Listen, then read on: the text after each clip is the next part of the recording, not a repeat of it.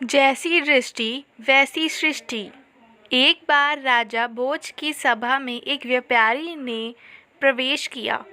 राजा भोज की दृष्टि उस पर पड़ी तो उसे देखते ही अचानक उनके मन में विचार आया कि कुछ ऐसा किया जाए ताकि इस व्यापारी की सारी संपत्ति छीनकर राजकोष में जमा कर दी जाए। व्यापारी जब तक वहाँ रहा, भोज का मन रह कर उसकी संपत्ति को हड़प लेने का करता। कुछ देर बाद व्यापारी चला गया। उसने जाने के बाद राजा को अपने राज्य के ही एक निवासी के लिए आए ऐसे विचारों के लिए बड़ा खेद होने लगा। राजा भोज ने सोचा कि मैं तो प्रजा के साथ न्यायप्रिय रहता हूँ, आज मेरे मन में ऐसा कलुषित विचार क्यों आया। उन्होंने अपने मंत्री से सारी बात बताकर समाधान पूछा। मंत्री ने कहा, इसका उत्तर देने के लिए आप मुझे कुछ समय दें। राजा मान गए। मंत्री विलक्षण बुद्धि का था।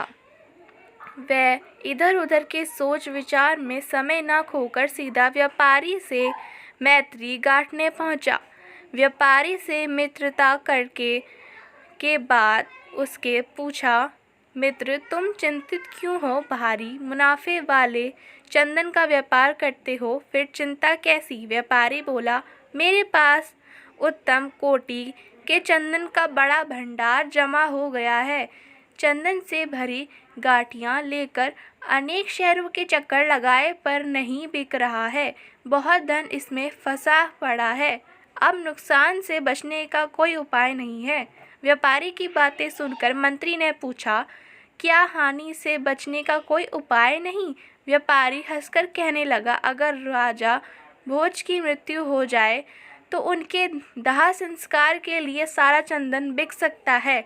अब तो यही अंतिम मार्ग दिखता है। व्यापारी की इस बात से मंत्री को राजा के पास उस प्रश्न का उत्तर मिला चुका था जो उन्होंने व्यापारी के संदर्भ में पूछा था। मंत्री ने कहा, तुम आज से प्रतिदिन राजा का भोज पकाने के लिए 40 किलो चंदन राज रसोई भेज दिया करो। पैसे उसी समय मिल जाएंगे। व्यापारी यह सुनकर बड़ा खुश हुआ। प्रतिदिन और नगद चंदन बिक्री से तो उसकी समस्या ही दूर हो जाने वाली थी।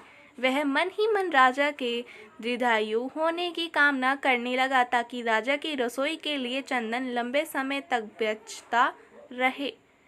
एक दिन राजा अपनी सभा में बैठे थे। वह व्यापारी दोबारा राजा के दर्शनों को वहां आया। उसे देखकर राजा के मन में विचार आया कि यह कितना आकर्षक व्यक्ति है, इसे कुछ पुरस्कार स्वरूप अवश्य देना चाहिए।